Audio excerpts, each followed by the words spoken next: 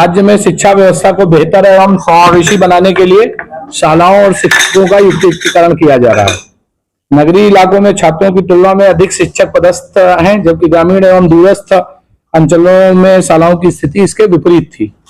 इसीलिए जहां पर शिक्षकों की कमी है और शिक्षा जिसके कारण शैक्षिक गतिविधियां प्रभावित हो रही हैं, और उसका कारण है कि उसी कारण से छात्र छात्राओं का परिणाम भी प्रभावित होता है।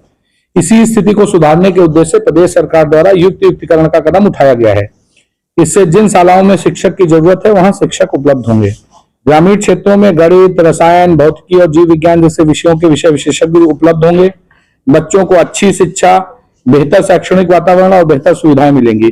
कुल मिलाकर युक्तिकरण के माध्यम से छात्र शिक्षक अनुपात स्कूलों में संतुलित हो यह सुनिश्चित किया जा रहा है।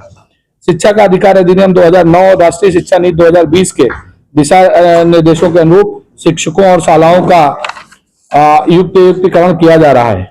सिर्फ उन्हीं स्कूलों का समायोजन किया जा रहा है जिनमें छात्रों की संख्या बहुत कम है और पास में बेहतर विकल्प मौजूद ही हैं। एक ही परिसर में स्थित विद्यालयों को समाहित कर क्लस्टर मॉडल विकसित किया जा रहा है। अतिशेष शिक्षकों को का पुनः समायोजन कर एकल शिक्षकीय और शिक्षक विहीन विद्यालयों में पदस्थापना की जा रही है।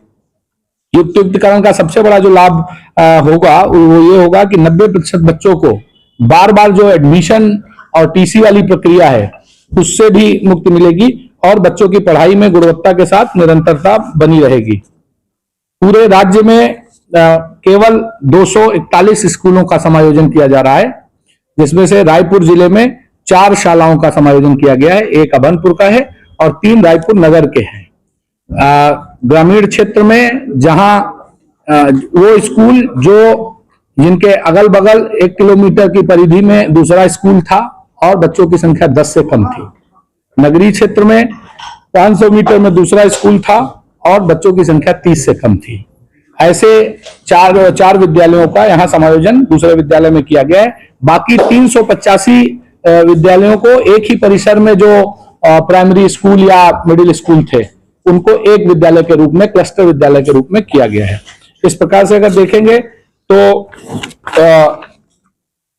यहाँ 4 समायोजित करने के बाद जैसे जो 1422 अलग अलग स्कूल दिखते थे, अब 4 समायोजित हुए हैं। बाकी 385 मर्ज होने के बाद अब 1033 स्कूलों के रूप में पूरी स्कूलों की व्यवस्था दिखेगी।